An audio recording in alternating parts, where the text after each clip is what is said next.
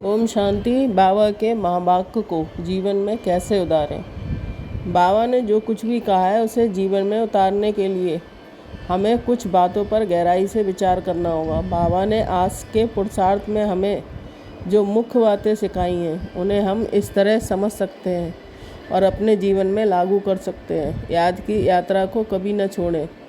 नियमितता।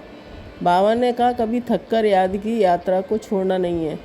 इसका मतलब है कि हमें हर दिन हर पल बाबा को याद करने का अभ्यास करना है। सुबह उठते ही, रात को सोने से पहले और दिन भर के कामों के बीच भी। जब भी मन थके या काम में उलझ जाए, बस कुछ पल के लिए शांत होकर बाबा को याद करें। आत्म अभिमानी बनना। याद का सबसे अच्छा तरीका है खुद को आत्मा समझना। जब कोई भी नकारात्मक विचार आए या अहंकार की भावना उठे, बस खुद से कहें, मैं एक शांत, पवित्र और शक्तिशाली आत्मा हूँ। बाबा का बच्चा ये अभ्यास हमें देह की सीमाओं से ऊपर उठने में मदद करेगा।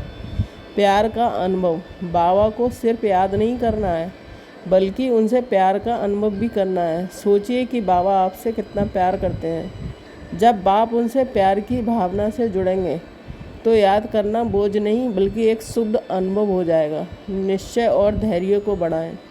बाबा ने कहा है, आने वाले काम की कोई प्लानिंग मत बनाओ। इसका एक मतलब ये नहीं है कि हम कोई काम ना करें, बल्कि ये है कि भविष्य की चिंता में अपना समय और ऊर्जा बर्बाद ना करें। हमें अपना कर्म करना है, लेकिन उसका फल बाबा पर छोड़ देना है।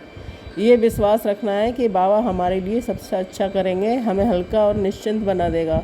माया से लड़े नहीं, समर्पित हो जाएं। जब कोई मुश्किल परिस्थिति आए, उसे एक पेपर की तरह देखें। ये सोचें कि बाबा हमें परिपक्व बनाने के लिए ये मौका दे रहे हैं। इस समय बाबा को याद करके पूरी तरह से उन पर समर्पित हो जाएं।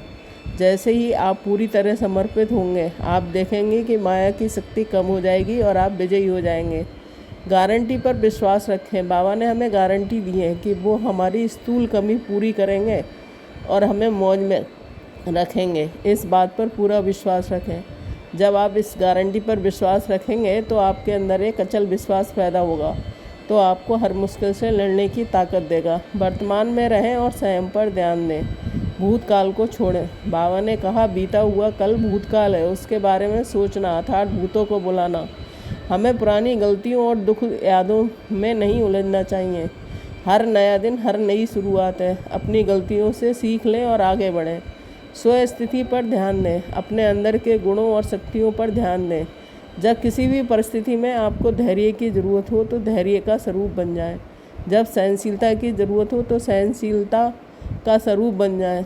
अपने आप को लगातार बेहतर बनाने पर काम करें। सकारात्मकता फैलाएं। अपनी स्व स्थिति को इतना शक्तिशाली बना लें कि आपके चारों ओर एक सकारात्मक ऊर्जा का घेरा बन जाए।